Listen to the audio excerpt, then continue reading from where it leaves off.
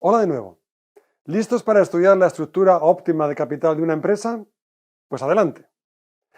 Empecemos por considerar dos compañías con estructuras de capital muy diferentes.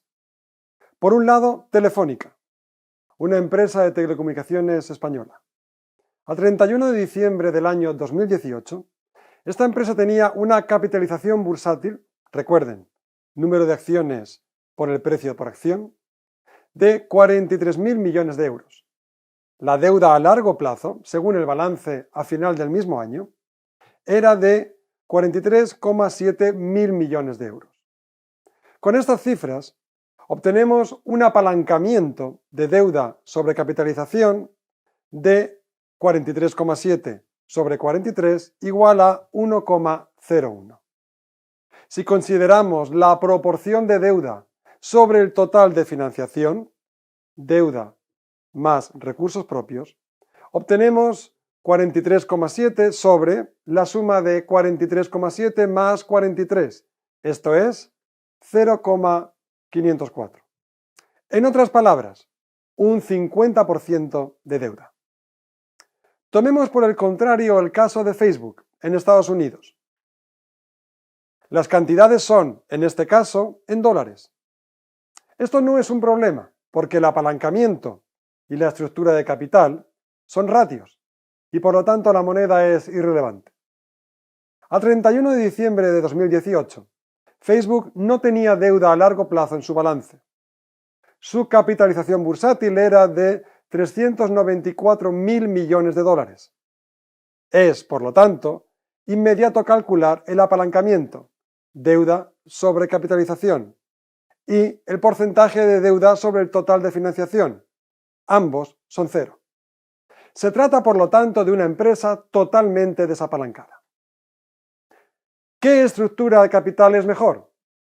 Realmente no existe una estructura de capital óptima igual para todas las empresas. Hay muchos condicionantes que pueden afectar la respuesta a esta pregunta. Nosotros nos vamos a centrar en dos, normalmente considerados como los más determinantes. 1. El escudo fiscal. 2. Los costes de bancarrota de la deuda. Tomemos el primero. En el caso de Telefónica, existe un consenso en el mercado de que la compañía está demasiado apalancada, esto es, tiene demasiado deuda en su balance relativo a su tamaño. ¿Qué implicaciones tiene esto? La más inmediata es el rating o calificación crediticia de su deuda, BBB según las agencias Standard & Poor's y Fitch. La consecuencia inmediata es una prima de riesgo por impago de aproximadamente un 2% con respecto al rendimiento de los bonos emitidos por el Banco Central Alemán, el único con calificación AAA en euros. Además, como vimos en su día, esta calificación es el límite de lo que el mercado considera como bonos con grado de inversión. Si la empresa bajara un solo escalón en su calificación crediticia, sus bonos pasarían a ser especulativos, o también llamados bonos basura. Esto dificultaría su capacidad para financiarse a largo plazo.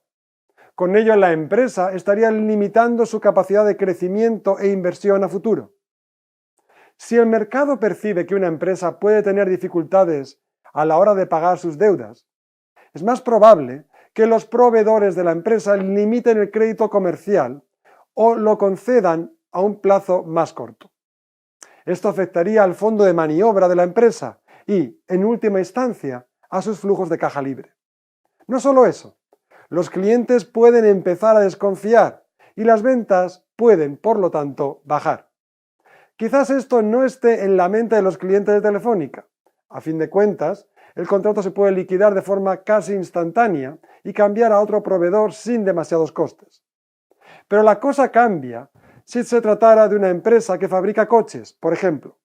Personalmente, yo me lo pensaría 2 veces antes de comprar un coche de una empresa con problemas de solvencia. ¿Qué pasa si la empresa quiebra? ¿Quién va a fabricar los repuestos? ¿Quién se responsabiliza del servicio postventa? Todos estos posibles costes indirectos derivados de un exceso de deuda se conocen globalmente como costes de bancarrota. Como ven, pueden afectar a la marcha de la empresa incluso antes de que la bancarrota se produzca o incluso si no llega a producirse, como en el caso de General Motors, la empresa norteamericana que tuvo que ser rescatada por el gobierno en el año 2009 para evitar la bancarrota, debido a posibles deudas de la empresa con sus trabajadores por unos planes de jubilación inasumibles para su cuenta de resultados.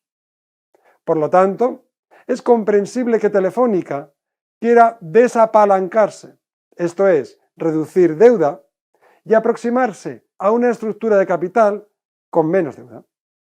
Esto nos llevaría a preguntarnos si la situación de Facebook, con cero deuda, es óptima. En otras palabras, ¿debería Telefónica imitar a Facebook y reducir su deuda al máximo? Aunque a primera vista no lo parezca, la decisión de Facebook también tiene costes. Podemos hablar de un coste explícito y de un coste de oportunidad. El explícito es que Facebook se está financiando exclusivamente con el recurso más caro a disposición de las empresas, las acciones ordinarias. Como ya vimos la pasada semana, los accionistas son inversores junior o residuales en la empresa. Por lo tanto, demandan una prima por riesgo de mercado que asumen un riesgo superior al de los acreedores.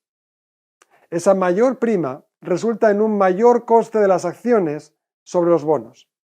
Si Facebook emitiera bonos o pidiera un préstamo, podría obtenerlo sin problemas y en unas condiciones muy favorables, esto es, un tipo de interés muy bajo.